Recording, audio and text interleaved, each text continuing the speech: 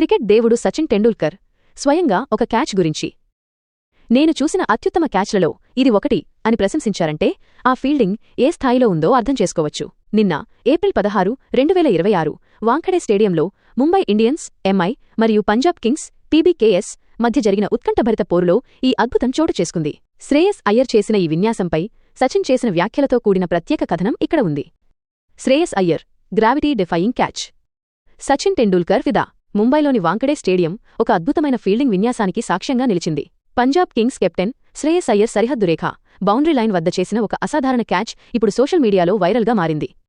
ఈ క్యాచ్ను చూసి దిగ్గజ ఆటగాడు సచిన్ టెండూల్కర్ ఆశ్చర్యపోయారు. ఏం జరిగింది? ముంబై ఇండియన్స్ ఇన్నింగ్స్ 18వ ఓవర్లో మార్కో జాన్సన్ వేసిన బంతిని హార్దిక్ పాండ్యా లాంగ్ ఆఫ్ వైపు భారీ షాట్ కొట్టాడు. అది 6 వెళ్తుందని అందరూ భావించారు. కాని అక్కడే ఉన్న శ్రేయస్ అయ్యర్ గాలిలోకి ఎగిరి బంతిని అందుకున్నాడు. తాను బౌండరీ అవతలికి వెళ్తున్నానని గ్రహించిన అతను గాలిలో ఉండగానే బంతిని వెనక్కి విసిరాడు. దానిని దగ్గరలోనే ఉన్న జేవియర్ బార్ట్లెట్ అందుకుని క్యాచ్ పూర్తి చేశాడు. సచిన్ టెండూల్కర్ ప్రశంసల వర్షం. ఈ క్యాచ్పై సచిన్ తన ఎక్స్ ట్విట్టర్ ఖాతాలో స్పందిస్తూ ఇలా రాశారు. నేను లైవ్లో చూసిన అత్యుత్తమ క్యాచ్లలో ఇది ఒకటి. ఇందులో కేవలం అథ్లెటిసిజం మాత్రమే కాదు, శ్రేయస్ చూపించిన సమయస్ఫూర్తి, అవేర్నెస్ అమోఘం.